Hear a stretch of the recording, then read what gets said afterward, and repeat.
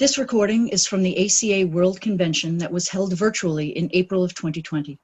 The WSO is grateful to all of those that provided service and that attended. ACA is an anonymous program. Please respect the anonymity of those that participated in the event. You can visit us online at adultchildren.org, where we have pages dedicated to newcomers and a free literature downloads page. Our service websites, acawso.org and acawsoec.org, have information about being of service, and literature and medallions are available for purchase, and the 7th tradition contributions can be made at shop.adultchildren.org. Please enjoy the following recording from the 2020 ABC, Global Connections Strengthen Our Recovery. So good morning, good afternoon, and good evening, and a warm welcome to the global ACA community for the 5th annual ACA World Convention, our first fully virtual convention. While this is a difficult time for us all, we see moments like this that bring us together, and for that we are grateful for our ACA recovery. This is the third of 13 meetings being held over 26 hours for this ACA World Convention, themed Global Connections Strengthen Our Recovery. You can find the schedule at acawso.org, our fellowship's service website. My name is Jim B., and I am an adult child. Hi, Jim. Hi. For anonymity, please remember our spiritual principle of anonymity at this meeting workshop. It's being broadcast around the world and will also be recorded and distributed later. We therefore ask that you do not record any audio, video, or pictures of the AWC. We also ask that you do not share the link to this conference. Each member can request their own access to the AWC.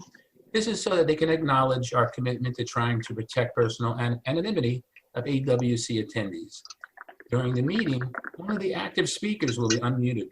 Some meetings may ask for sharing or for volunteers. Please use the raise hand feature in the participant screen at that time to request to speak. You will be unmuted when it is your turn to speak. And also note that video, cameras, microphones, and chat are disabled for all viewers. This is to ensure a safe listening experience.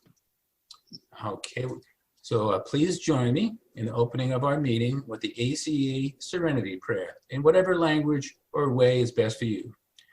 Taking a deep breath, ACA Serenity Prayer. God, Higher power, grant me the serenity to accept the people I cannot change. the courage To change the one I can. And the wisdom to know that's me. We need to share the experience we had as children growing up in an alcoholic or dysfunctional home. That experience infected us then, and it affects us today. By practicing the 12 steps, by focusing on the solution, and by accepting a higher power of our understanding, we find freedom from the effects of alcoholism and other family dysfunction. We identify with the problem and learn to live in the solution one day at a time. And it was Stephen G. who volunteered to read. Will you please read the laundry list? Gladly. Hi, I'm Stefan from Los Angeles. The laundry list: 14 traits of an alcoholic. 1, we became isolated and afraid of people and authority figures. 2, we became approval seekers and lost our identity in the process. 3, we are frightened by angry people and any personal criticism. 4, we either became alcoholics, marry them, or both, or find another compulsive personality, such as a workaholic, to fulfill our sick abandonment needs. 5, we live life from the viewpoint of victims, and we are attracted by that weakness in our love and friendship relationships. 6, we have an overdeveloped sense of responsibility, and it is easier for us to be concerned with others rather than ourselves. This enables us not to look too closely at our own faults, etc. 7, we get guilt feelings when we stand up for ourselves instead of giving in to others. 8, we became addicted to excitement.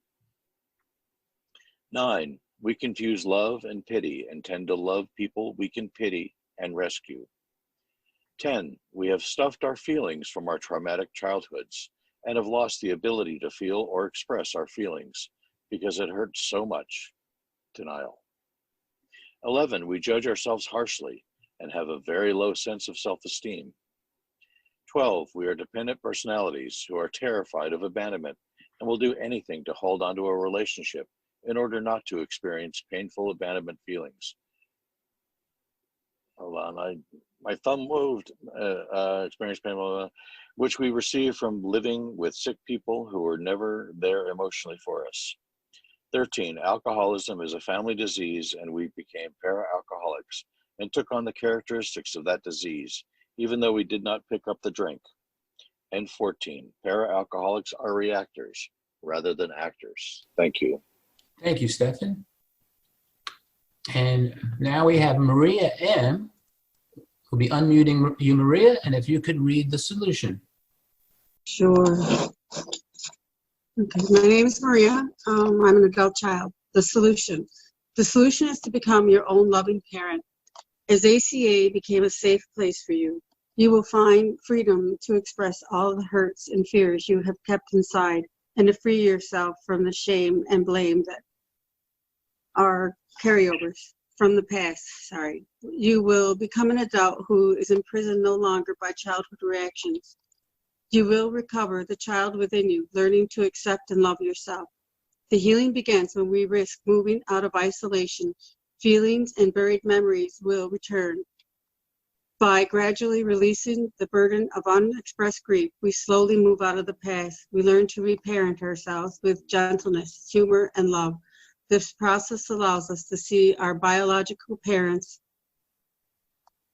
If somebody's putting a message over it. Okay, the process allows us to see our biological parents as instruments of our existence. Our actual parent is a higher power whom some of us choose to call God. We had alcoholic or dysfunctional parents. Our higher power gave us the 12 steps of recovery. This is the action and work that heals us. We use the steps, we use the meetings, we use the telephone. We share our experience, strength, and hope with each other. We learn to restructure our sick thinking one day at a time. When we release our parents from responsibility for our actions today, we become free to make helpful decisions as actors, not reactors. We progress from hurting to healing to helping. We awaken to a sense of wholeness we never knew was possible. By attending these meetings on a regular basis, you will come to see parental alcoholism or family dysfunction for what it is, a disease that infected you as a child and continues to affect you as an adult. You will learn to keep the focus on yourself in the here and now. You will take responsibility for your own life and supply your own parenting. You will not do this alone. Look around you and you will see others who know how you feel. We love and encourage you to no matter what. We ask you to accept us just as we accept you. This is a spiritual program based on action coming from love. We are sure that as the love grows inside you, you will see beautiful changes in all your relationships, especially with God, yourself, and your parents. Thanks for letting me read. Thank you, Maria. Next, we have the 12 steps, and we have Arin from the Netherlands. I am Arin, adult child. 12 steps. 1. We admitted we were powerless over the effects of alcoholism or other family dysfunction, that our lives had become unmanageable. 2. We came to believe that a power greater than ourselves could restore us to sanity. 3. Made a decision to turn our will and our lives over to the care of God as we understand God. 4. Made a searching and fearless moral inventory of ourselves. 5. Admitted to God, to ourselves, and to another human being the exact nature of our wrongs. 6. We're entirely ready to have God remove all these defects of character. 7. Humbly ask God to remove our shortcomings.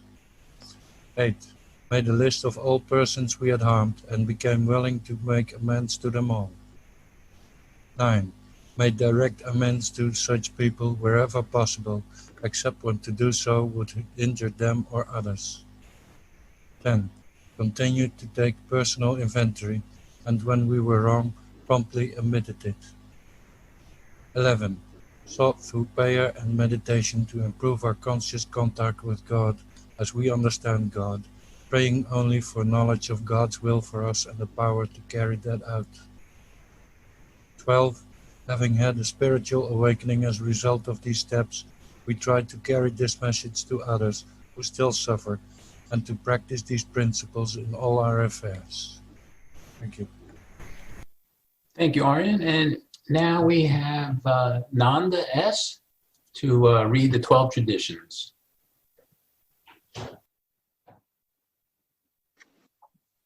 Thank you for the opportunity. My name is Nanda, adult child. Hi. The 12 traditions. 1. Our common welfare should come first. Personal recovery depends on ACA unity. 2. For our group purpose, there is but one ultimate authority, a loving God as expressed in our group conscience. Our leaders are but trusted servants. They do not govern. 3. The only requirement for membership in ACA is a desire to recover from the effects of growing up in an alcoholic or otherwise dysfunctional family. 4. Each group is autonomous except in matters affecting other groups or ACA as a whole. We cooperate with all other 12-step programs. 5. Each group has but one primary purpose, to carry its message to the adult child who still suffers. 6. An ACA group ought never endorse, finance, or lend the ACA name to any related facility or outside enterprise, lest problems of money, property, and prestige divert us from our primary purpose. 7. Every ACA group ought to be fully self-supporting, declining outside contributions. 8. Adult children of alcoholics should remain forever non-professional, but our service center may employ special workers. 9. ACA as such ought never be organized, but we may create service boards or committees directly responsible to those they serve. 10. Adult children of alcoholics has no opinion on outside issues. Hence, the ACA name ought never be drawn into public controversy. 11. Our public relations policy is based on attraction rather than promotion. We maintain personal anonymity at the level of press, radio, TV, and films. 12. Anonymity is the spiritual foundation of all our traditions, ever reminding us to place principles before personalities. Thank you. I certainly am. Thank you. You may have related to our readings, even if there is no apparent alcoholism or addiction in your home. This is common because dysfunction can occur in a family without the presence of addiction. We welcome you. What you hear at this meeting should remain at the meeting. We do not talk about another person's story or experiences to other people. Please respect the anonymity of those who share with us today. ACA meetings have one primary purpose, to carry the message to adult children who still suffer. This group believes that allowing predatory behavior to occur in and around meetings creates a distraction from this purpose. Please see the adultchildren.org free literature page for the ACA commitment to addressing predatory behavior tent card. The website is being added to the chat box. The address is shown on your screen also. And oops, so now we will be turning the program over to our two folks from the Literature Committee, Charlie and Bonnie N. Thank you so much, Jim. And thank you, everybody who has helped put this day together and who has joined us. I am more about the quality of experience than the quantity, but I have to note we have never met as a world fellowship the way we are meeting today because of the coronavirus. And also at this moment, if 12 more people should join, we will have 1,000 people on this call today. And I truly never dreamed I would live to see that day. So thank you all for being a part of this. My name is Charlie H. I am the chair of the Literature Committee.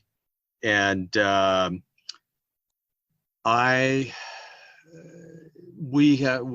literature will be the focus of this call. Bonnie M., who will be our first main presenter today, is a senior volunteer. We want to take a minute to talk about projects that we have in the works. Some of you may have heard the the musical background of the ACA Bill of Rights. That's something we're about to put out to the fellowship. Shortly, both in audio and in writing. It's a declaration of rights that we all have. But we're also working on 3 books that we believe will all be due out before the end of this year. One is, and the purpose of it, which we've been hearing a lot about in our early presentations today, especially from people from other countries, is to make our presentation of ACA easier and more accessible, especially to newcomers. I am in a group developing a book called Getting Started. We also want to go more deeply into some of the really critical aspects of ACA recovery, and in particular, helping people get a better handle on reparenting is another big one. Bonnie M is leading a book called The Loving Parent Guidebook, so we're sort of 2 development teams. We also, for anybody who's on the ABC, our annual business conference, the last 2 days, there continues to be a hunger for accessible literature that's easily translated, but also easily read, and very critically is inner child friendly. Sometimes that's a little hard to experience if you come right in a state of emotional distress and somebody hands you the big red book.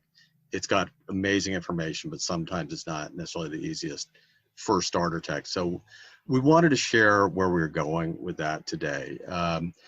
And with that, we're going to do 2 workshops, which just gives you a small piece of each of the 2 new books that we're working on. And I'm going to turn over the program now to Bonnie M., who will lead us through a program based on the Loving Parent Guidebook. Oh, can I ask one thing before I turn it over? I want to make sure the audio is fine. We've had a few questions about a little bit of our audio so far. If people can hear me clearly, can you nod vigorously?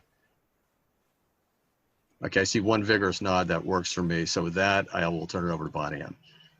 Great. Thank you so much, Charlie. And I'll just start as I usually do. Hi, I'm Bonnie, and I'm an adult child.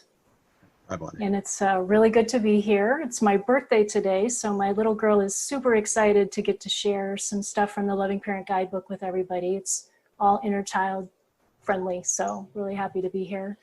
And today we have, I have until about 2:50 or so in the day. So it's not a ton of time. So I just want to say up front, it's okay if you don't get everything that I'm going to be sharing with you. It's going to be in the guidebook. Today is just really about planting a seed and giving you a taste of what this new literature is going to be offering. And I will try to make it as experiential as I can within that time frame. And I would also just invite you to really treat this next hour and a half or however long we have as a meeting that we're sitting in the same room together, so that you wouldn't be doing things you wouldn't be doing in that room, clipping toenails, all that kind of stuff. And just really make it a time to give your full attention to your precious self. So that's my invitation.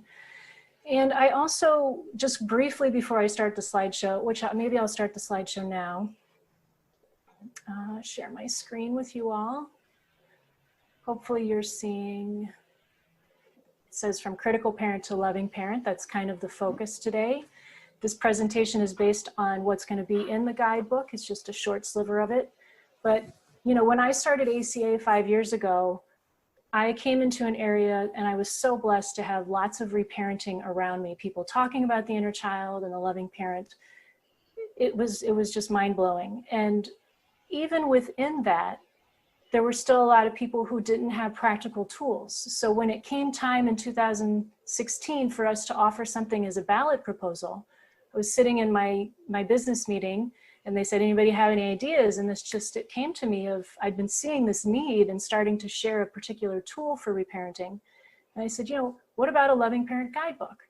And then it went on to pass, and this committee was created, and we've been working at it ever since, and we're getting close, and it's very exciting, so yay.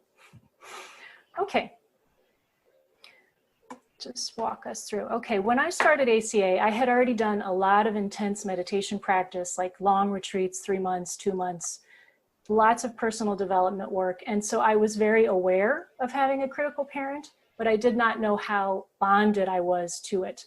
And my critical parent was really vicious, scrutinizing everything I did. Nothing was ever good enough. It would tell me I was worthless, just really like, you know, you're a loser, you don't deserve to exist. So it was a very contentious relationship. But I will tell you that thanks to ACA and the very specific reparenting tools that I learned that will be part of the guidebook, this is what I discovered, was that my critical parent was actually a young part of me who needed the loving parent's love and attention so that it could relax and calm down. And, you know, it's not a picnic every day in my life, but the critical parent, when it does come up, there's a lot more compassion and it's not as intense. So I have a lot more peace, and I'm really grateful for that. Okay, I want to say one other thing. We're going to be having an illustrator, a volunteer illustrator and graphic designer to support us with making this book inner child friendly. And so some of the images that I'll be showing you, just like the previous one, just know that we're really working on making them inclusive to represent our diverse fellowship. This is what I have to go on for now, but that's not what it will be. So reparenting. So reparenting, what I love about it is it's not self-improvement or therapy. It's really self-compassion. It's learning to reclaim, befriend, and love who we already are. And so there's really nothing to do except learn to accept ourselves just as we are, which can be really hard. It's a practice and it's a skill that we can learn, and we have inherent within us the compassion to do this. Again, if you don't get everything by the end of this workshop, that's totally okay. These are deeply conditioned patterns that we can just work at little by slowly. Okay. So hold on, I'm not sure why it's not letting me go forward. Okay, so what is reparenting? So it's a form of self-compassion. We're releasing these messages that we've been so used to, that have been so painful for us. It's providing that unconditional love that we really wish we would have had in childhood, but that we can now give to all parts of ourselves. It's setting internal limits, so limits with the inner child. So it's not the inner child who's running the show or the teenager who's running the show, but so that it's the loving parent who's setting the pace for life. And then boundaries with the critical parent and with people, those outer critics and outer critical people who are in our lives. And it's really learning to be with feelings versus fixing. Fixing is so much of that control and the unmanageability that we learned growing up. So we're kind of coming out of that process. And I just reiterate again that we all have empathy and compassion within us. It's just a matter of accessing it. Okay, so I'd like you to just reflect for a moment, and you can do this with your eyes open or closed. Just kind of settle into this moment here. And reflect on how you treat a friend, a close friend, someone you really love and care about, when they make a mistake. What is your tone of voice to them when you say something? What is it that you say?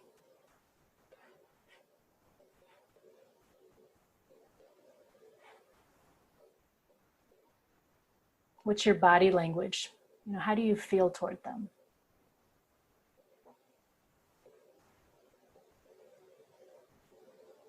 And just also, if you're active in the chat, just invite you to see if you could just hold off, check in.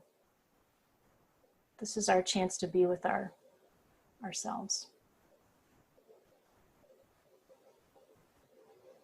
And then just notice, how do you treat, now I'm losing track if I already asked you this. So how do you treat yourself when you make a mistake? What's your self-talk?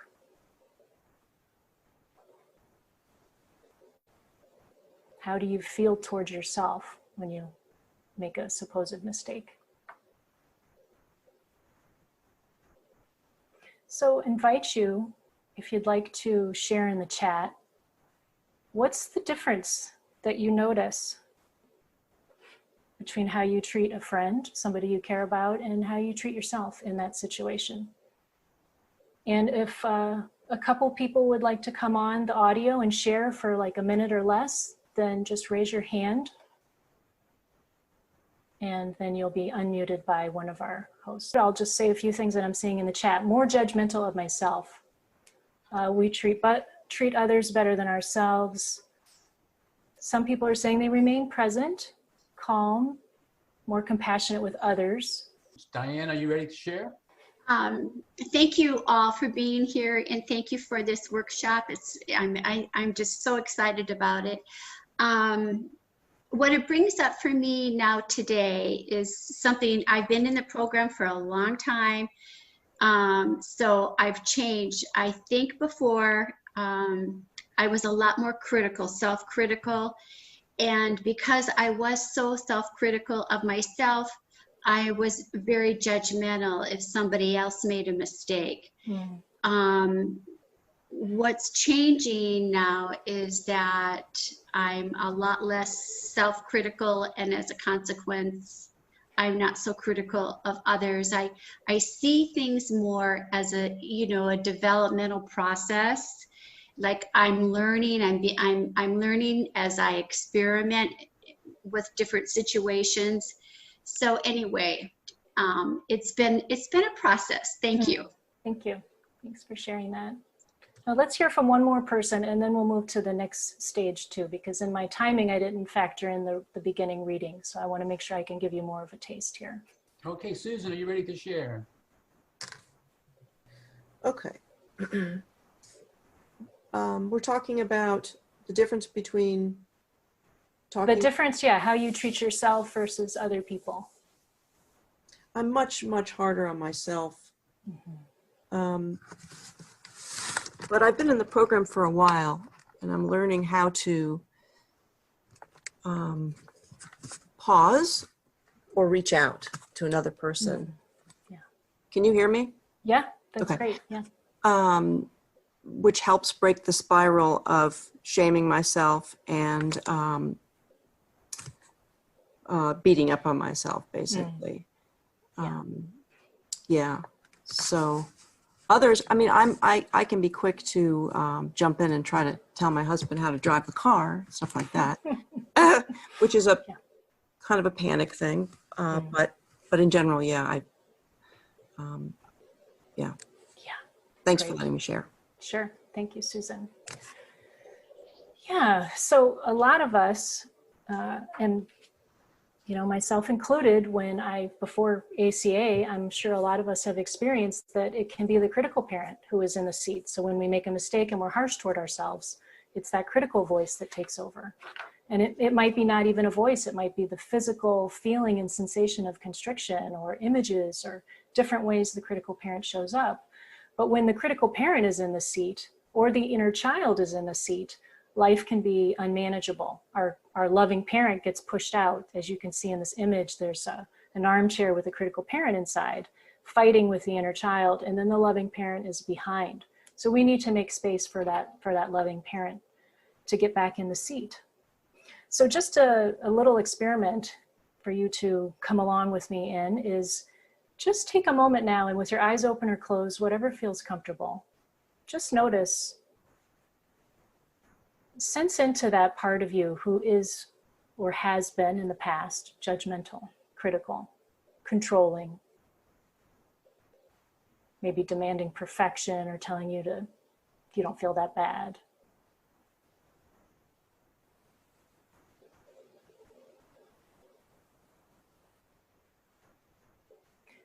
And then get a sense of that part of you who reacts to that critical parent.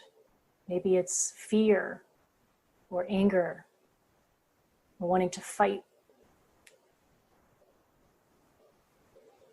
And just sense into that.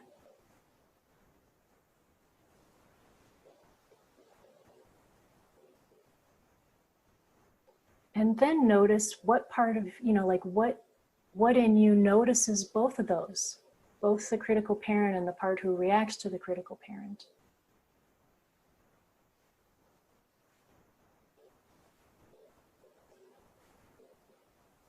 Well, that's kind of this ground of being that we can learn to access more often, our loving parent, that compassionate presence within us that can be with both the parts of us who are suffering from the critical parent, and anything else that shows up.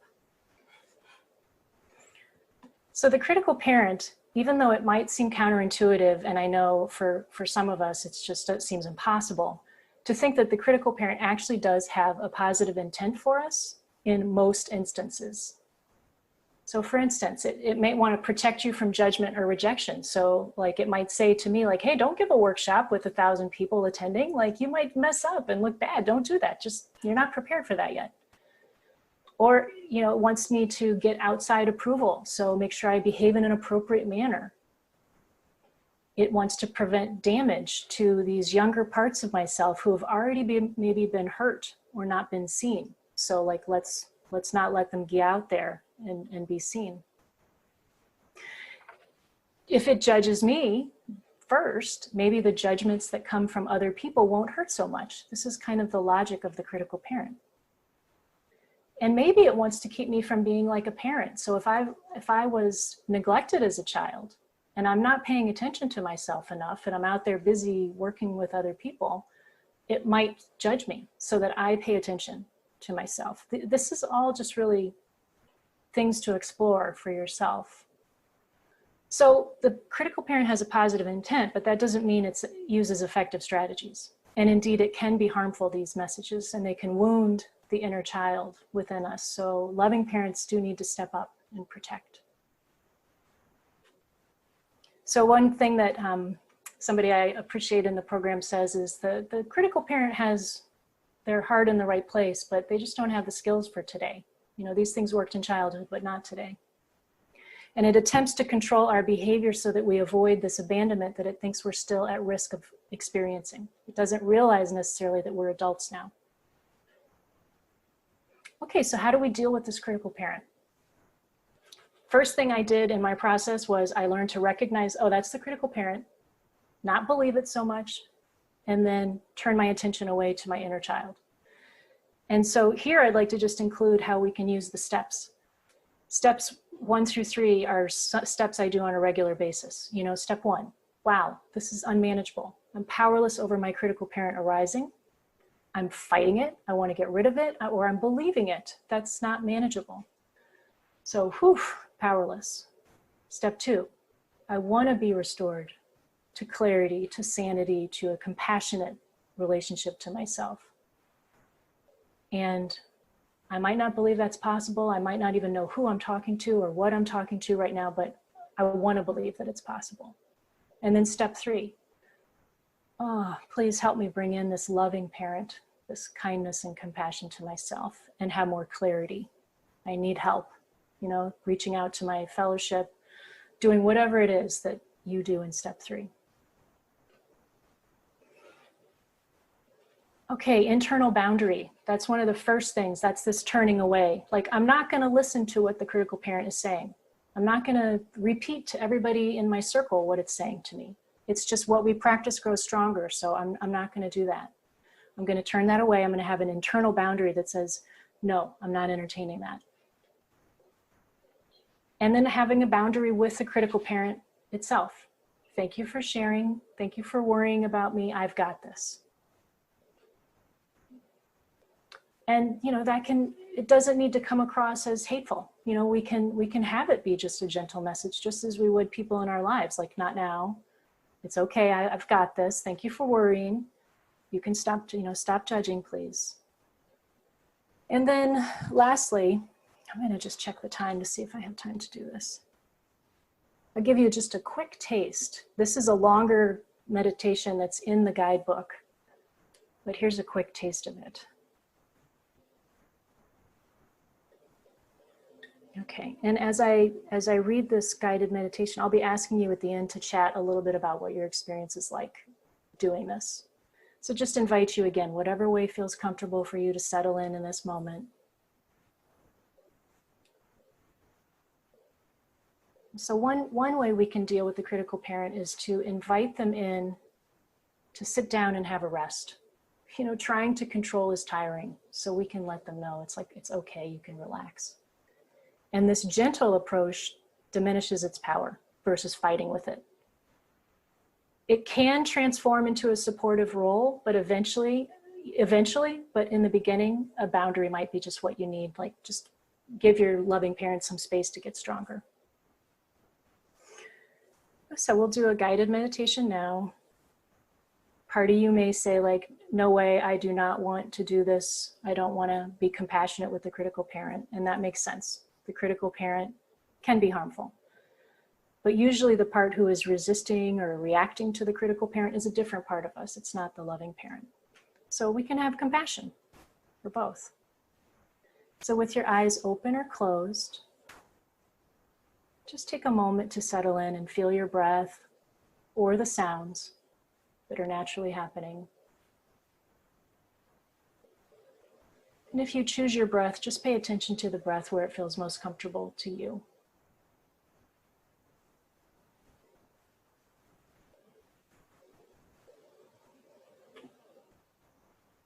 It might be the nose or the rise of your shoulders, rise and fall.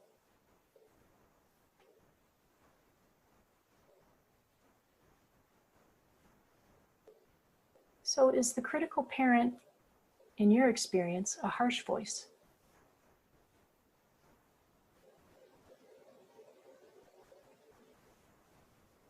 Maybe it's more subtle, like doubt or questioning.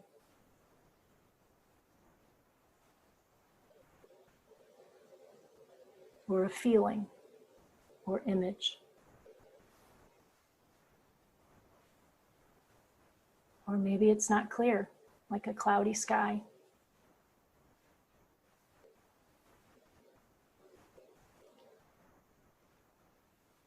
Does it have a face?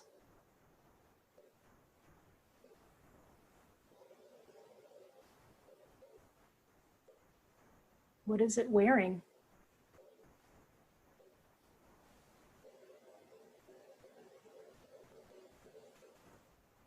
Maybe you picture a judge or an animal, character from a movie or a book. So let yourself have some fun with this if you can.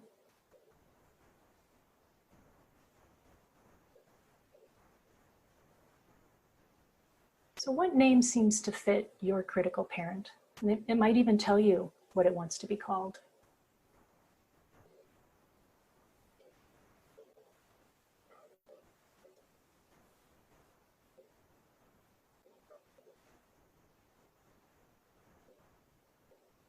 And just notice your breath again or the sounds.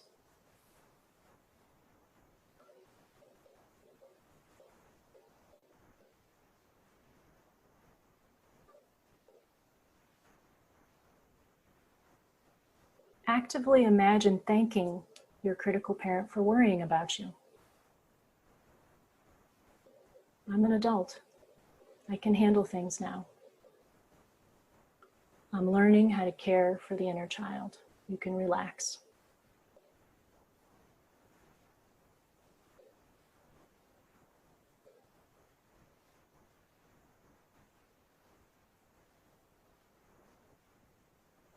Now imagine your critical parent starts to complain or tries to control you. What does it feel like to respond with, it's okay, I've got this, without blame, anger, resentment, or fear, and without believing the critical parent is correct?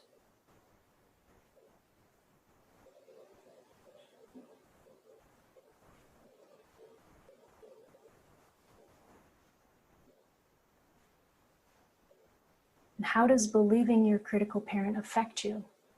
Does it keep you from doing something that you would like to do, that you might enjoy trying? Does it affect your recovery by judging your progress or comparing you to other people?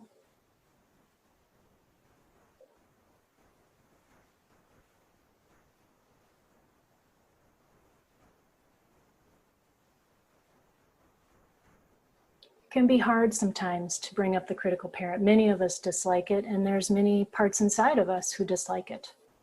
But it's very liberating to begin to have a new relationship with this part of ourselves. we are powerless over the critical parent showing up. And even if we wish, we could wish it away, we can't wish it away, but we can learn to be with it in a new way. And that changes everything.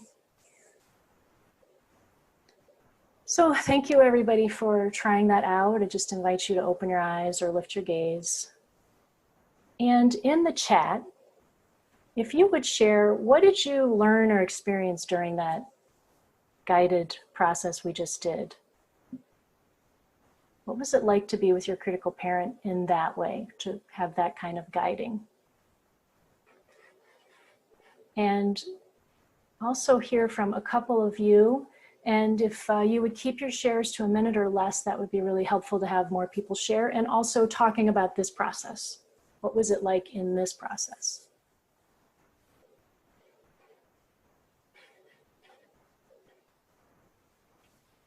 I see lots of hands raised. It's wonderful to see so many people. Would you like to take people to share?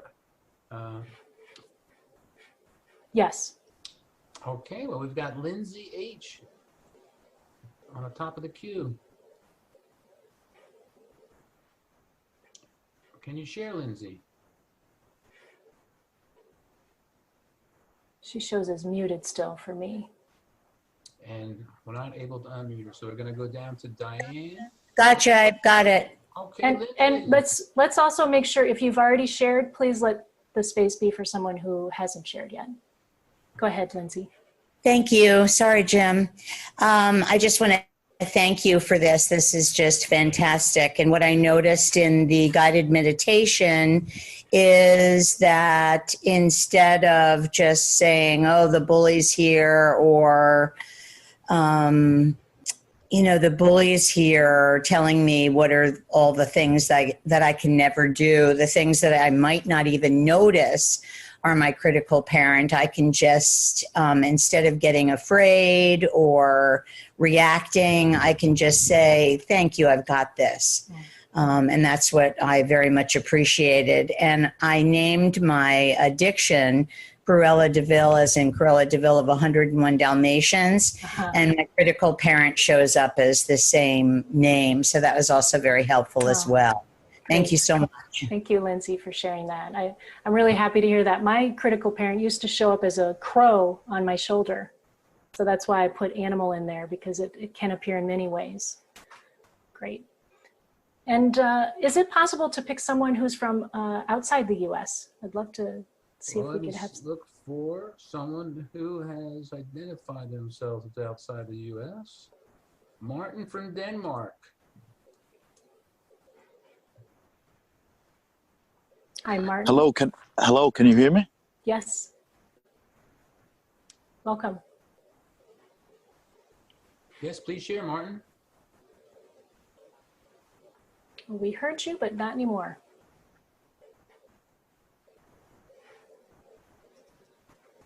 Okay.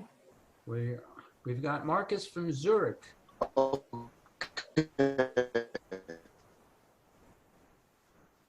Marcus, please share. Sounded like it was a little bit distorted. That might still be Martin trying to get in. Okay. Yeah. Just interesting to see in the chats all of the different ways of working that you have with it. It can feel uncomfortable, so I want to validate that. And it can be hard in the beginning, but the more that loving parent gets strong, the easier it is to be with that critical parent without it becoming something we're afraid of or angry about. But wherever you are right now is totally okay. I wish we could hear from more people, but I think unfortunately we won't be able to with the time that's left and with the technical issues of getting people unmuted. So unfortunately, that's it for now. So in terms of the next step, so basically the critical parent, we can try to get around the critical parent to be with the inner child, but it's protecting the inner child. So one way to work with it is to have a boundary like we just did, and then to realize that it will soften up and relax the more we can be the loving parent. So just picture this inner child. For those of you who can't see this, there's a cave and there's an inner child who looks very lonely and scared inside this cave. And they've been hidden away because of what we experienced in our childhood. Those parts of ourselves we had to kind of stuff away to be acceptable. And part of reparenting is reclaiming those parts of ourselves. And the loving parent messages that we can offer to our inner child are things like, all your feelings are welcome here. I'm here now. That's one I say a lot. I'll keep you as safe as humanly possible, and there's a higher power that also has us. I won't leave you alone with these big feelings. And sometimes I just put my hand on my heart with that one. I want to know when something hurts. I care about how you feel. And I've got your back. This is one I said a lot in the beginning and still do.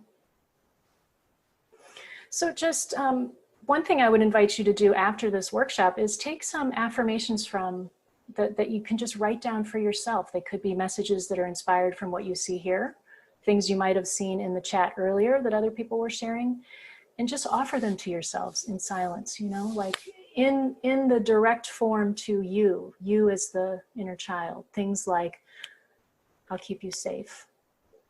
I'm sorry you're hurting. You're enough. You know, that's a wonderful way to start strengthening the loving parent. Also, short, simple phrases work really well. They don't need a long story. Just like a little kid, they start to lose attention. So critical parent will give more access to you as the loving parent, the more you show up for your inner kids. So the loving parent in the seat, that's kind of the aim, and that's where the guidebook is supporting you to be. So that's the loving parent who's taking care of the inner child, not the critical parent, as we saw before. So here, the loving parent has a boundary with the critical parent so that it can connect with this inner child. This calms down the critical parent and the inner teenager, who are both trying to protect the inner child. Once they see, oh, this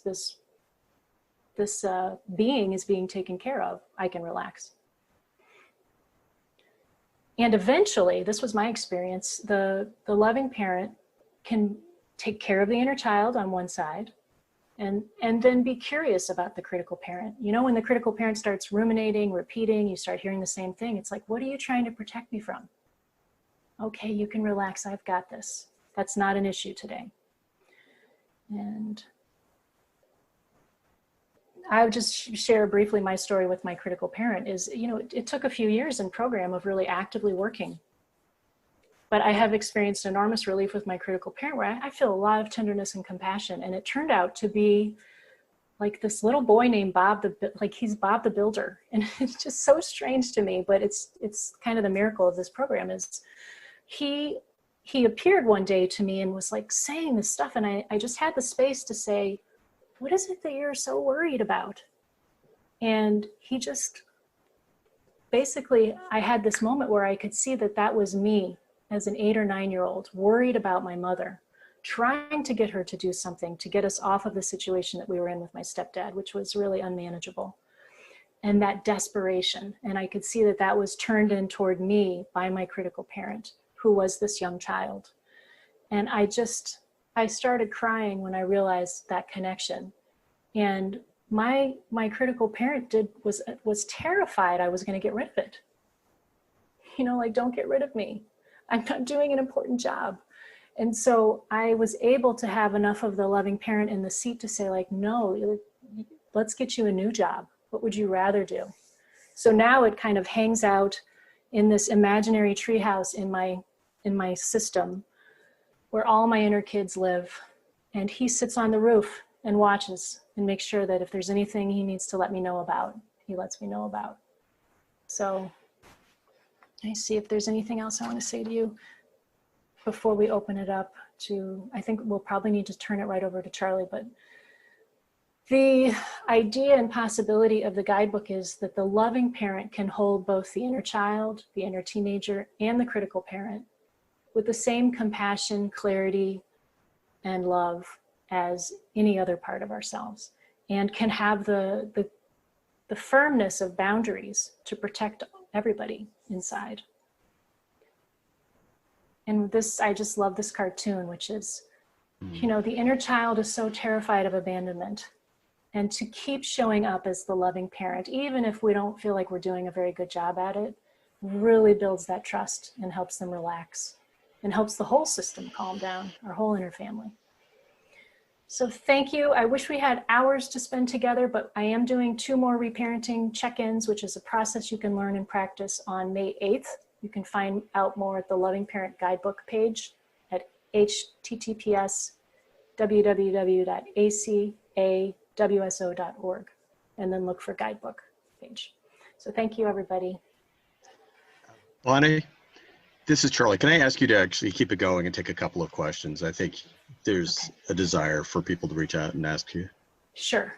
Yeah. So can we get like anybody who has not yet shared, raise your hand if you'd like to share, and we'll try to get you off. If you would just also make sure you're unmuted so that we get to hear you.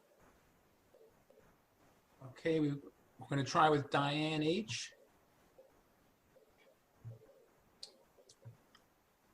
And I'm sharing the blue website with your page, Bonnie, if you want to give Oh, great. Thank you.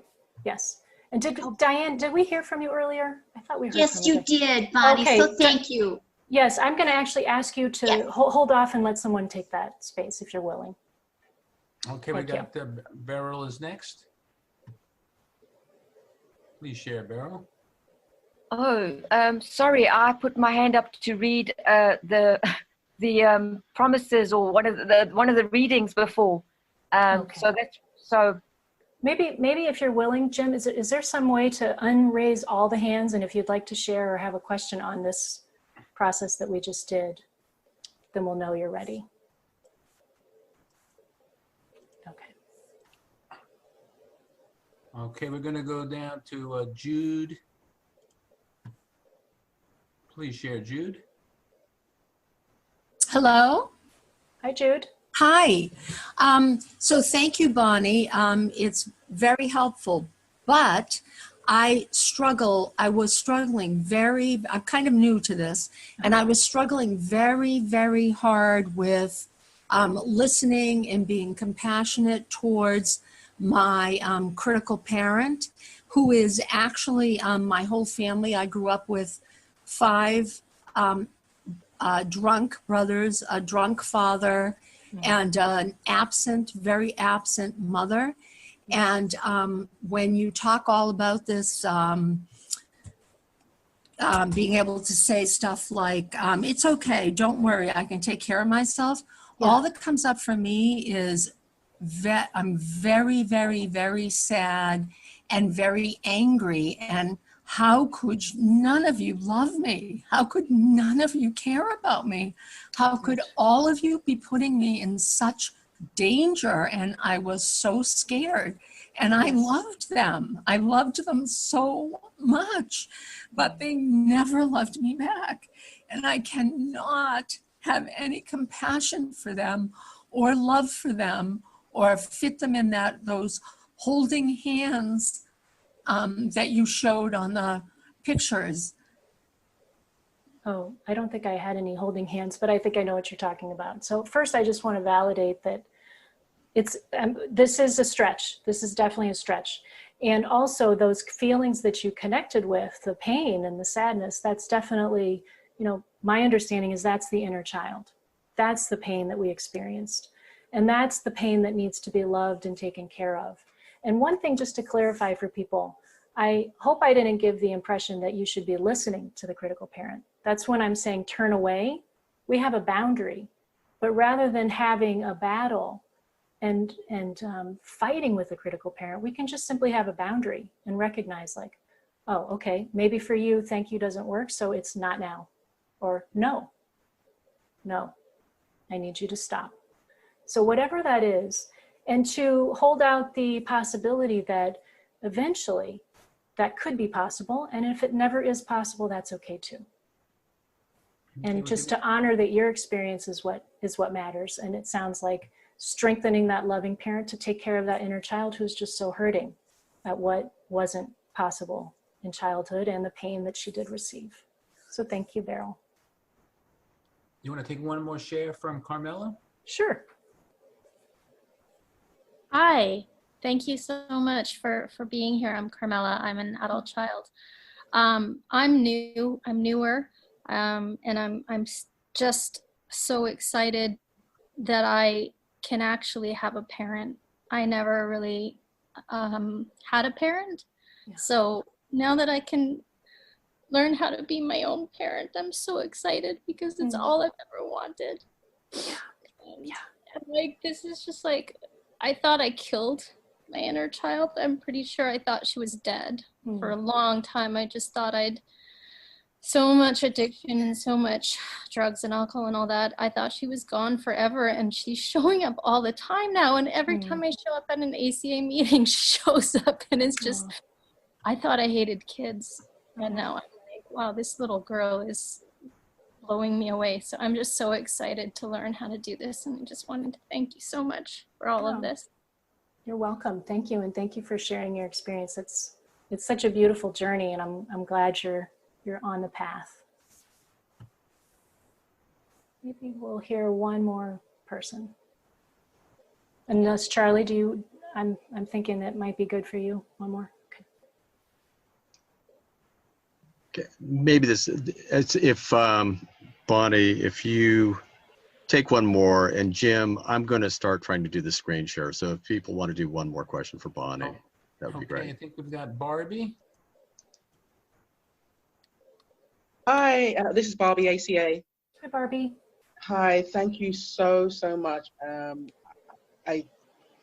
just amazed that that I can actually pause and have a conversation or like a dialogue with her, with the critical parent, because I see her as like this incredible Hulk. And I just, all this time, I've just allowed the Incredible Hulk to take the space and wait till the Hulk is finished criticizing, and then, you know, that can take minutes, hours, days, or even years, depending on the criticism. Yeah. So I am so grateful. Actually, I'm still shaking that I was asked out of the 1,000+ people in the room. Yeah, I really want this to be, you know, really for people to get this, because I have felt so stuck for so long because I just didn't know I could have a loving parent. I was just stuck on the fact that my parent was the physical ones that brought me into this world, and not that I had a second chance. So thank you for verbalizing and articulating what I've needed for so long. So thank you. No, thank you so much for sharing that. That's very inspiring. Okay, thank you, everybody. Hi, this is Charlie. Can people hear me? Can hear you, I hear you, Charlie. Okay, great, thanks. Great, thank you. So, Bonnie, thank you so much. And I know from all the comments I was seeing that people are really very much responding. If people have additional comments and thanks for Bonnie, I would encourage people to continue using the chat room. It's pretty amazing to follow. I am going to talk about our other book, Getting Started, but one small, but we think now really important piece of it. And that is having to do with a new way of looking at the steps in a program that, as we've seen in Bonnie's presentation, relies so much on this tender process called reparenting and inner child work. The book Getting Started is really sort of we originally called it the Little Big Red Book, and the idea was to take the most essential ideas of ACA that people need really in their first 12 to 18 months in getting grounded before they move on to the kind of more complex texts. But in addition to shortening it, our development team actually found we've had to take on other challenges. And one is recognizing there actually are a lot of, I say, unanswered or even unresolved questions in the Big Red Book. It was, the book sort of saved our fellowship in 2005, but it was written in haste, and sometimes you get one opinion in one chapter and another and another. And so one very recent fruitful last discussion we're having is the relationship between the 12 steps and reparenting. And we asked ourselves the question, is ACA entirely a 12-step program? And if you read chapter 7, the steps chapter, it kind of suggests that it is. The steps are the precision tools that heal you. is ACA entirely a reparenting program? If you read chapter 8, it kind of suggests that it is. There's virtually no mention of the steps. And then of course the third option is ACA both 12 steps and reparenting, as the solution says. And we talked it through, and actually it's very interesting. Everybody in our development team, A, said it was both, and the B, we all started with inner child work in some fashion. We started with childhood grieving first, and only later could we get to the steps. And this discussion about how to do the two together has grown out of that. But one unique feature we arrived at that really, even though ACA is a 12-step program, makes us different from all other 12-step programs, is we invite our inner child to our recovery process. AA, which I've been a member of for 28 years and have done the traditional steps, does not. We are dealing with very deep childhood trauma, as we've been hearing. And making contact with, between our loving parent and getting that inner child to come out of that cave is essential to our recovery. So the approach we are now taking with the steps, which pulls on a lot of different traditions and writing over the years, is that to aid our recovery, the steps have to work for the inner child. We have to imagine doing our recovery with a 4 or a 6-year-old on our lap and not frighten them away. ACA does take sort of a combined approach that I'm going to walk through that includes childhood grieving, reparenting, and a more loving introduction to our ACA 12 steps, which are closely patterned after AA's 12 steps. Also, we are using a little more attention, for those who are familiar with Tony A's steps, to some of his insights that are referenced in the Big Red Book. So beginning from the premise that we all found that early recovery for people who come through the door, there's a lot of parallel between the needs of a newcomer and the needs of an inner child. We tend to be raw, wounded, scared, alone. And what do we need? The kinds of things people need when they first arrive in ACA tend to be things a child needs: safety, validation, which really helps us emerge from years and years of denial. After we sort of get established, oftentimes we realize there was a lot we should have gotten that we didn't get, or things that happened that shouldn't have happened. And so grieving those early losses is very critical. And then for me, and it's something I've heard from many people, release from shame, to really learn to fill our hearts with love and self-worth. I mean, one of the real tragedies of the adult-child experience is we grow up in a home that really wasn't our making, and somehow we feel to blame and ashamed of what happened, even though it really was not our doing. And so undoing that shaming is a critical part of our recovery. And as I note at the bottom of the screen, early ACA healing starts with the inner child's needs, and it involves a reunion between our inner child and the loving inner parent, very much as we've been seeing. So this approach to the steps takes a look at our ACA or our AA style steps that we borrowed, and we ask the question, are the inner child friendly? You know, you look at step 1, which is one of the ones I'm going to focus on, and we talk about being powerless and unmanageable. But then as we move into it, instead of really validating our inner child, it seems like a different path is taken. You know, we read step 4 about doing a fearless moral inventory of ourselves. In 5, we share the exact nature of our wrongs. 6 and 7, what every small 4-year-old wants to hear is about their defects of character, and then making direct amends to all the persons we had harmed. In other words, we borrowed all this AA language, which starts from the focus of trying to right the wrongs that an alcoholic has committed. And the steps at first glance seem to get away from the love and nurturing that are at the heart of inner child healing. So how might we resolve this? Or actually, and this was the point that really sort of pushed us into saying we really need to look at a different way of explaining this.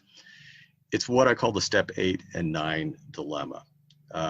When we look at the AA style steps, it never made sense to me. That's one of the reasons I sort of stalled on doing the ACA steps early on, is it did not make sense to me, after all I'd been through as a child, to think in terms of me making the first apology. I just could not conceive of going up to my mom and saying, "Mom, I'm so sorry you were dead drunk for 7 years of your life. That's my fault. It feels so bad. It'll never happen again." that was almost the message I got as a child in an alcoholic home, that I felt all this stuff was my fault. And it seemed like the AA style steps without some retranslation that can seem out of sync and even shaming and unsafe. I've heard the same said about the phrase defects of character. So rethinking the steps. Steps 1 through 9 in AA, the focus is on making the amend to others, admitting our own failures, going up to people, trying to make the past right. And in AA, actually at the end of step 9, when we've gone out to everybody and apologized and described our changes, that's when the AA promises start. With the ACA steps, for it to really be in sync with the rest of our program, the belief that's emerged, and which we'll be describing in our book, is that the first focus is really an amend to ourselves and to our inner child. And working with the steps, you need to work the steps in a different way to get to that point of self-love and reunion with our inner child. I do want to say I've been in AA 28 years. The AA steps have had a very critical place in my life and in my recovery. But I think our thinking is, and based on our shared experience, that its right place in ACA is after early childhood healing has happened. Up until then, the focus needs to be on protecting and reclaiming the inner child. So this is a discussion of what we are calling child-friendly steps, which I think was a little similar to the phrase Bonnie used. And what one piece of it is, rather than trying to use the steps on our whole life entirely, let's begin with the first 10 years of our lives. And we're going to use the steps to get clarity and brings back some compassion to that time of our lives. Later on, we can go over to the more traditional way of working the steps.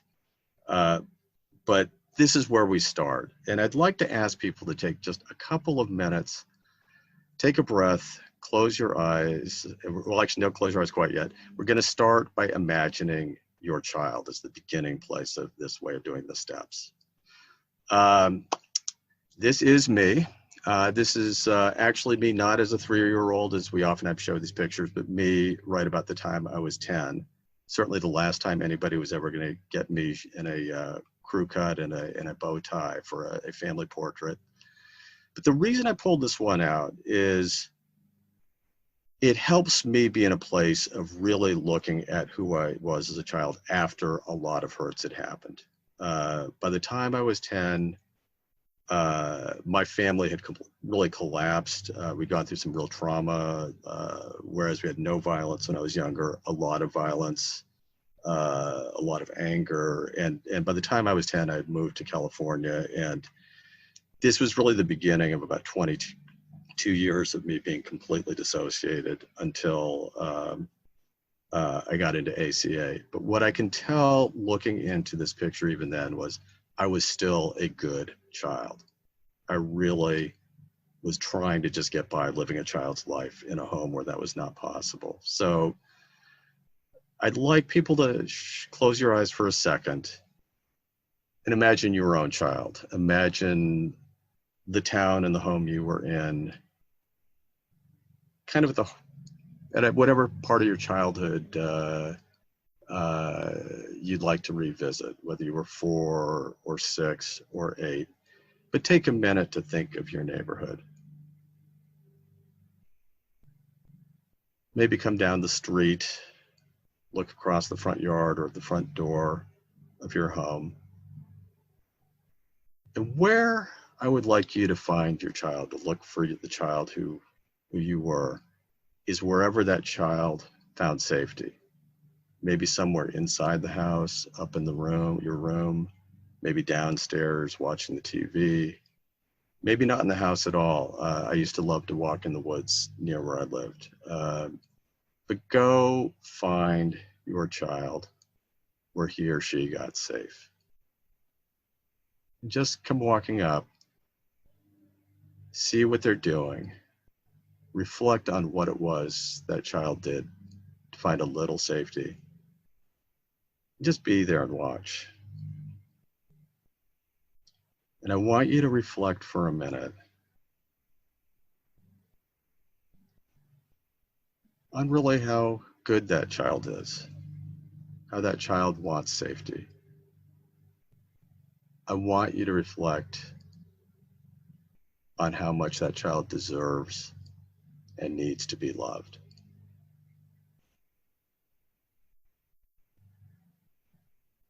And whatever feels safe to you, whether to touch, to not touch, to bring that child in your arms, to just let them be, I want you to feel your own heart and let that part in you feel love for this child right now, the love that he or she needs.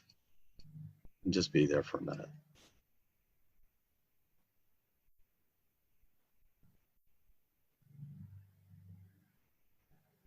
We're going to start to come back to the rest of this program, and your child may or may not come with you based on how they choose, but we're going to talk about a very gentle way to do the steps that this child doesn't have to be afraid of. So if your child wants to come with you,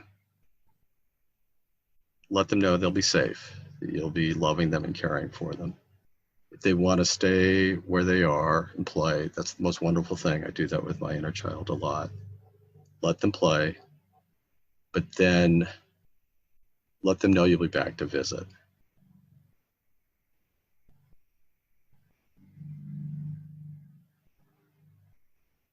So with that, I'm going to ask that we open our eyes, regroup, reground. If you have, I would like to take a second, if Jim can open the line. If there's one person who did make a vivid contact with your child in that experience, can you raise your hand? And Jim, can you call on that person? Yeah, I'm going to lower all the hands if I can. Having a hard time with that. And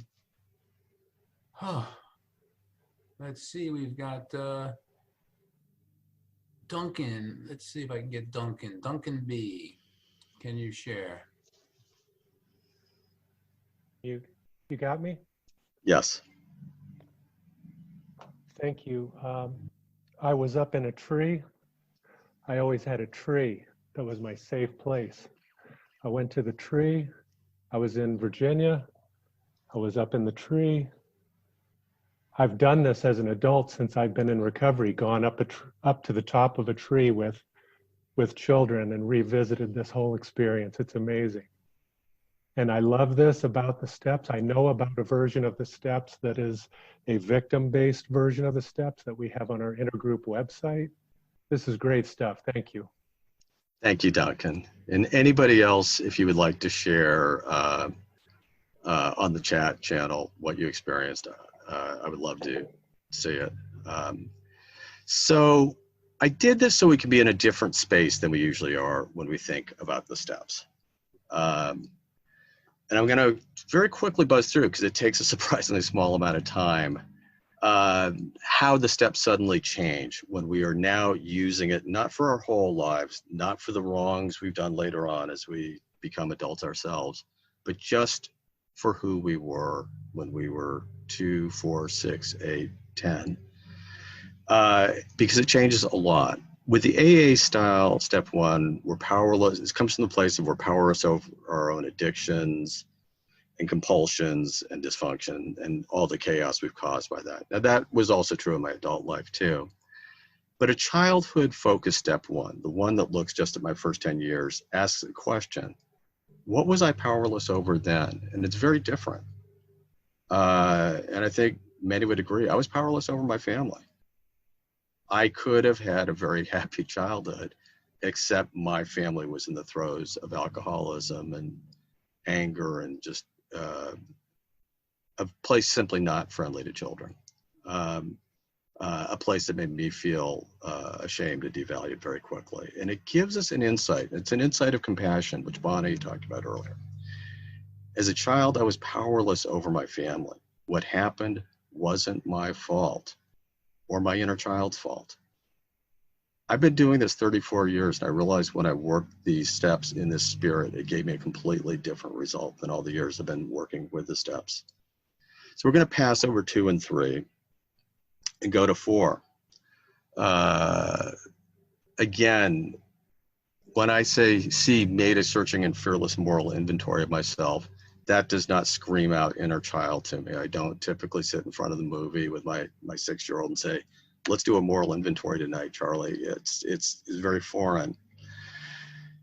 Now, this is already referenced in our Big Red Book. Tony A's, who's an early pioneer of ACA, his very different take on the 4-step when he wrote his in the early 90s, which talks about a blameless inventory of our parents. And this is referenced in the Big Red Book on page 157. The focus is on the family, not the child. And one of the things I have always found very powerful about this was big to my ACA inventory, is it made me realize instead of trying to focus on my wrongdoing, I could far more neutrally, blameless was an important word, just take count of what actually happened in my household. And it gave a very different clarity. It helped me see that my own parents were adult children before they were alcoholics. It helped me, again, just understand that I was a product of a certain context, not the creator of it. So that is, I think, we reference that in the Big Red Book, and I think it's a great ACA tailored approach to step 4. Step 5, we barely reference it. You have to know what you're looking for on page 195. But Tony A also did an extraordinary other thing, I believe, with the 5th step that fits totally in this notion of supporting childhood grieving. And that is admitted the exact nature of our childhood abandonment. Again, later on, we can get to the bad stuff we did, but right now we're working with a child. And for me, and this is very much by accident, part of my early recovery, as I got into ACA meetings and people understood, there were so many random things from my early childhood that were so painful to me that I was always afraid to say. And when I could say them and be heard in a space of love, it was life-changing. So again, step 5 taken in this space is an invitation to a loving, our giving voice to our childhood grieving and being heard. Interestingly enough, again, in our Big Red Book, we talk about step 5 as the time we can complete our childhood grieving. Because once we start talking about what really happened to another person, we can then also ask the question, what did I receive from my dysfunctional family? And then what would I have received from loving parents in the same situation?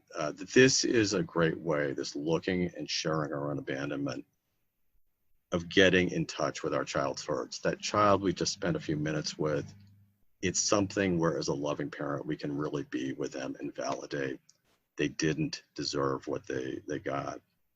Now, I actually meant to show this slide earlier. I guess maybe I did real briefly. The things that a child needs, and actually a newcomer needs, are safety, validation, grieving early losses, release of childhood shame, establishing of love and self-worth. And again, as I started doing the steps from this space, I realized there wasn't this big disconnect between the reparenting process and the step process, as long as I was really in a totally non-blaming way looking at my first 10 years. That the gap between the two seemed to be narrow, but it got very interesting for me as we moved on to 6 and 7 and then 8 and 9, where we begin to want to change. And I want to take you through what I experienced, because again, it just seems cruel to talk to your inner child about their defects of character, which is the AA style step that we still have in our books, willing to have God remove all our defects of character. The question I asked recently is, if I thought of myself as a 6-year-old or an 8-year-old, did that child even have defects of character? Could he even have defects of character? You know, really, you're just simply going through that development and looking at these steps with that sort of even accusatory kind of language. It helped me really affirm, inner child, you did nothing wrong. No matter what you were told by anybody in your household, you were just being a child. This is a dispassionate look from the steps. It's an inventory, and truly children don't do anything wrong. We have not caused this family crisis we had to survive. Similarly, when we get to 8, and I asked this when I was giving a lead recently on step 8, made a list of all persons we had harmed. Well, I will say as an alcoholic in adulthood and somebody with a lot of addictions, I did have a very long traditional list. But as a child, again, 4, 6, or 8, when I asked who did I actually seriously and permanently harm at that age? Who does my 6-year-old have to go back and apologize to? And the answer is no one. And I think it's important that we validate for our inner child in early recovery that all the harm at that stage in our life was done to us, not by us. Again, later it changes. So for me, the step 8 insight is our list really only has 2 names. The child that we could not protect then. I often still feel guilty, to that child who was left in a very exposed place, and our wounded inner child today. Because after I left childhood, one of the most hurtful consequences was he stayed in the cave, Bonnie's cave. That's where my inner child stayed for years, to the point where I had no child in me, no feelings in me. And it's important for me to know that that's where the first amend goes in early ACA recovery. Made him direct amends to wherever possible. When we're talking about the first 10 years of our lives, this child-friendly introduction of the steps the first time, the amend is actually to our inner child, to the young child who struggled so much then, to the inner child who struggles within us today. And so for me, the inner child, the amend I made, and it was a very powerful reunion, is I'm so sorry for what happened to you as a young child. And my amend to you today is I will be there for you as a loving parent every day. I love you, because amend means change, not just an apology. And this gave me a context for supporting my reparenting. The benefits of this in my recovery, my child today feels very happy, feels very loved, feels forgiven. He understands none of this was his fault. And this plays out in all of my childhood. I can make mistakes today. I don't feel ashamed at least for long. I can feel my feelings. I can be happy, I can be angry, I can be sad. But most of all, I feel kind of a joy. My inner child feels safe, and he is my center of joy. And so I do want to briefly say, because I'm near the end, my timer just went off. Again, what I've really discovered, and this is the heart of why we are rethinking how we explain the introduction, the first encounter with the steps for adult children. A lot of this folds in very neatly with Tony A. A lot of it folds in very neatly with what we all experienced is the powerful need to create a loving space for our hurt inner child. But this approach for me supports all the kinds of things that Bonnie was talking about: safety, validation, having somebody there, a loving parent, to support our child in grieving their early losses and feeling all our feelings, and providing love and self-worth, not the critical parent, but the loving parent, so that child deeply knows they are loved, they have nothing for which to feel shame. And then lastly, as I said before, as a member of AA myself, I really do need the traditional steps every day. But once I sort of went through this child-friendly restoration of my inner child in love, it became much easier to do the AA steps from a place of self-compassion and perspective, because I understand I own my behavior, I have to change it. But I also understand there was a role, there was a reason I got to where I got. And so now the traditional steps, 8 and 9, actually become a healthy pathway to releasing shame as an adult, because if I do something wrong, it gives me a way to squarely face that and repair it.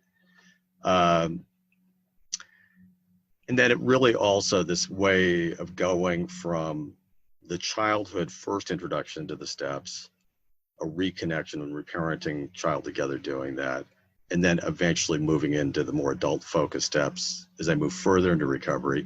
It lets the adult be the adult. It helps my loving parent be a loving parent. It also continues to create space where my inner child can be a happy, playful child. I never tell him about defects of character, and he doesn't deserve that. So I just want to end with these 4 statements from the solution, because it's our belief that by a little bit of rethinking about how we invite adult children to first think about the steps, it supports the solution, which of course says that ACA is both a STEPS program and a reparenting program.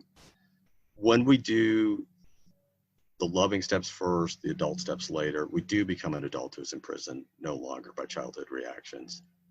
We do from very early on, recover the child within us. We don't chase them away with all this kind of seemingly negative step language. Later on, though, it does help us take responsibility for our own lives and supplying our own parenting. And as we create the safe space, as we pull that poor child out of the cave, the love grows inside of us and we see beautiful changes in all of our relationships. There's so much more, but our goal is to reintroduce people in a way of thinking about the ACA program that's appropriate to entering in the first 6, 12, 18 months. And this is one important piece of our process that we wanted to share today. I think Jim will kick us off shortly, but if there is time, I'm hoping there's time maybe for just a couple of minutes of questions before that has to happen.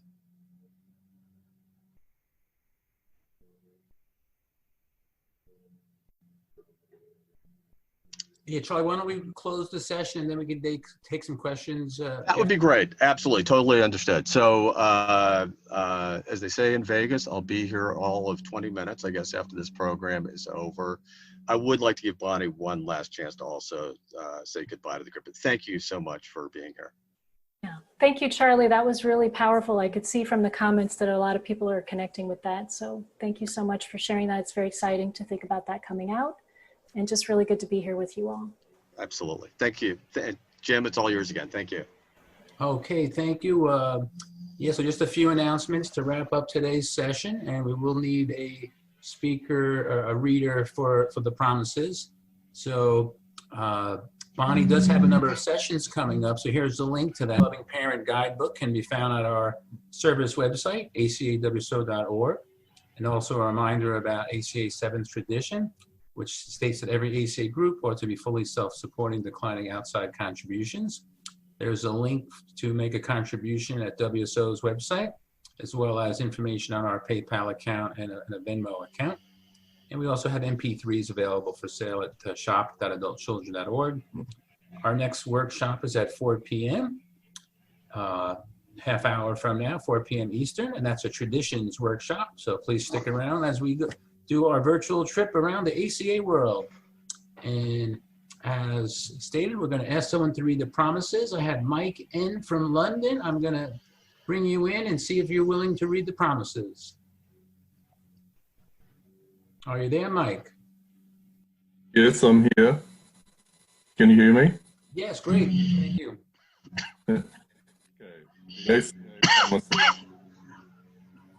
1, we will discover our real identities by loving and accepting ourselves. 2, our self-esteem will increase as we give ourselves approval on a daily basis. 3, fear of authority figures and the need to people please will leave us. 4, our ability to share intimacy will grow inside us. 5, as we face our abandonment issues, we will be attracted by strengths and tolerant of weaknesses. 6, we will enjoy feeling stable, peaceful, and financially secure. 7, we will learn how to play and have fun in our lives. 8, we will choose to love people who can love and be responsible for themselves. 9, healthy boundaries and limits will become easier for us to set. 10, fear of failures and success will leave. Fear of failure and success will leave us as we intuitively make healthier choices. With help from our ACA support group, we will slowly release our dysfunctional behaviours. And gradually, with our higher powers' help, we'll learn to expect the best and get it. Thank you, Mike. And now we're going to come together to say the Serenity Prayer, and I have an updated slide here, but sorry that we can't bring everyone in to say the Serenity Prayer together, but please say the Serenity Prayer in the language of your choice and the version of your choice as we all read the Serenity Prayer together, and we have this nice global slide with the Serenity Prayer in a number of different languages, so please join us as we say the Serenity Prayer now. Higher power. God, Donnez-moi la sérénité d'accéder. grant me the serenity des personnes que je ne peux pas Except the changer. people I cannot change. Le courage de changer, c'est le Courage to risque de changer. change what I can. Et la sagesse The de me wisdom to rappeler que know cette personne soit that moi. one is me. Okay, well, we're going to go back. Thank you, everyone, for a great meeting, and we're going to do a few additional minutes of questions or comments. And we have at the top of the list right now is Melanie. Hi, yes, I wasn't expecting to be picked on. I was wondering how many people we have here, but I did want to say that my mom passed away on Tuesday from the COVID, and no one could go to her funeral. There was just the workers there and the cemetery director. But I've had a struggling relationship with my mom my whole life. She was mentally ill, seriously mentally ill, and she was a rageaholic in her beliefs that were lies. Anyway, I'm so grateful for this program. But when it was read earlier that her intent was not to hurt me, as sick as she was, her intent was not to hurt me. And it just made such a difference for me that I just had to say that out loud. And I don't have any other questions. I just really felt the need to say that. So thank you so much for letting me share that. Thank you, Melanie. Thank you, Melanie. Thank you. Next, we have Leah. Hi, Jim and everybody. Thank you so much for this meeting and convention. I've learned so much. I really love this take on the steps first for the child and then as an adult. And this has made a lot more sense to me. And I hope that this becomes a big part of the program. I also just wanted to say thank you to Bonnie for earlier on. I was really surprised that my critical parent was actually saying that they were scared of change and loss and that they were scared of losing me. So that really brought up a lot of really interesting things. Thanks so much for the opportunity to hear all of this today. Thank you. Thank you for sharing that. Okay, Ellen. Hi, sorry, I forgot that I had the hand up. Yes. Yeah, thanks very much for the meeting anyway, or for the sharings and the workshop. But I'm going to go to David in San Diego. If you're here, David, please talk or please share. Yes. Hello. Thank you all so much for. Can you hear me? Yeah, beautifully. Oh, good. Thank you all so much for what you've done to bring all this information to us. I'm formerly an AA guy that had a lot of trouble in that program because of all the what I experienced as a lot of encouragement to shame and a lot of critical parents running around that needed a loving parent and couldn't seem to find even the idea of it anywhere. And the switch from AA 12-step language to an inner child friendly language for the steps is so good and so important. My inner child is just jumping with joy and wants to thank you all for being here and welcome anybody who's new to this fellowship. Thank you. Thank you. Okay, we have Dawn is next. Hi, this is Dawn. Can you hear me? Yes. Hello. I want to thank you so much for such a great seminar. I was really, okay, so when you do the steps, I have like a technical question here. Sure. When you do the steps as a small child, so you're doing it coming from your safe place as a young child or from the hurt place? Actually, I may have blended two things together. I started with the meditation simply because I wanted people to feel they're in touch with their inner child, you know, as we went through the steps, just to show that the child didn't have to be scared by the steps.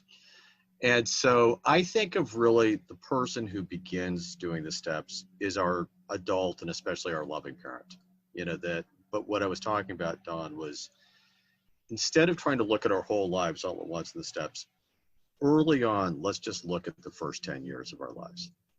And really that's more us looking back, maybe doing some meditating to be with our child, and then really start feeling that experience. So it's kind of a combination of the inner child and the loving parent. But definitely for me, I know when I really started visualizing what was my childhood, the hurt child was there. He was feeling his hurt. He was expressing his hurt. It was a place where almost both child and adult could come together. Bonnie, is there anything you'd want to add to that? Any thoughts? Sorry, Charlie, I was responding to somebody in the chat. Okay, never mind. So Dawn, does that answer your question? Sorry, Dawn is left. Okay. The chat, yeah. Okay, thanks. Okay, so next up is Inbal. Inbal, if you're able to unmute, please share. Hi. First, I want to say a big thank you for all this. I'm new in ACA and I really feel so much hope for my life. I have a question to Bonnie about like the last seminar she put. So for me, I really struggle with not believing the critical parent because I'm quite new here. Sure. And it's like, I almost feel it's very like easy to say, don't believe it, but it's like, it is, those thoughts really paralyze me. And when I try to talk to myself, I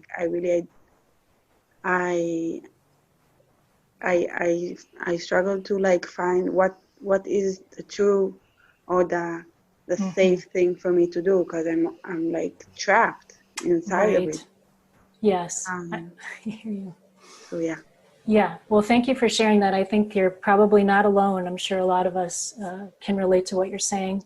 And it can be so believable that it does make it really hard. And that's where having that clear boundary, as soon as you notice the voice that is anything other than loving, especially in the early days, you can just like, oh, wow, okay, that's my critical parent. You know, just recognizing that that's your critical parent is a huge step. That can give you, like I used to say mine was like Velcro to me, but that gives a little bit of pulling away so that you have some space to recognize, wow, so that's a message that I've been telling myself for many, many years. It's going to have power. But the more you can notice it and recognize, wow, that's the critical parent. So that's not all of me. The fact that you can recognize that critical parent means there's some access to your loving parent. Otherwise, you just would be walking around that way. So that's really good. And then also, right away, what I had to do was recognize the critical parent and then turn to my inner child. And I didn't know what to say initially. But what I can suggest is find people in the program who have found some of their loving parent and see if you can get their support. Ask them what they said to their inner child. Take a list of some of the things that you've heard your critical parent say. And then on the other side, what would a loving parent say?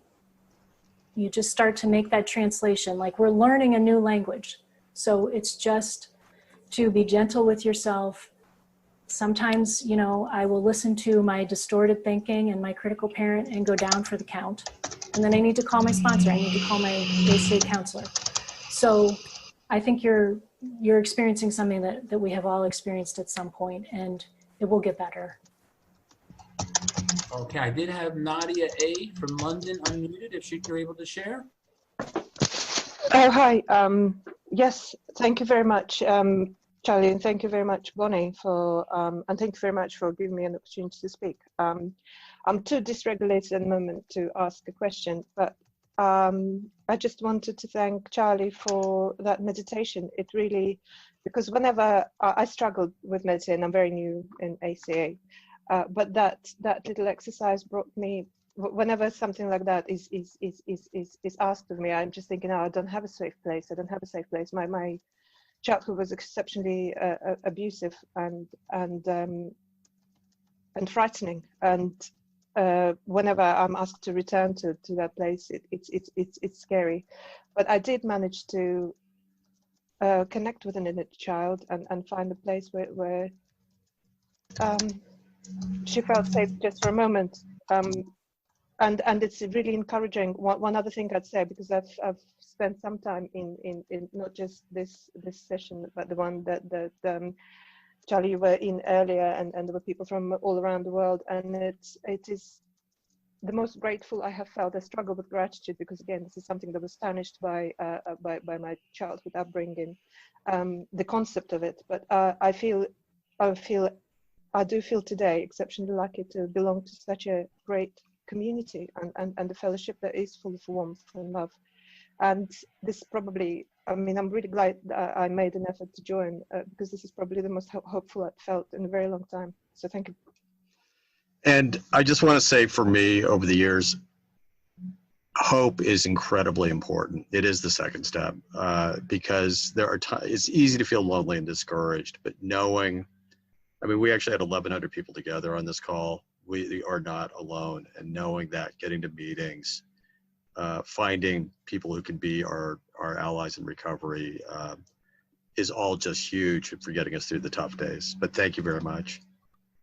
All right, I want to say thank you for everyone for participating. You were part of 1,100 people on this workshop, and I want to thank Sharon F. for her excellent support on the chat, keeping everyone connected, and both Bonnie and Charlie for helping extend our literature and recovery tools. And it's time to say goodbye as we move on to get ready for our next workshop in 15 minutes on the tradition.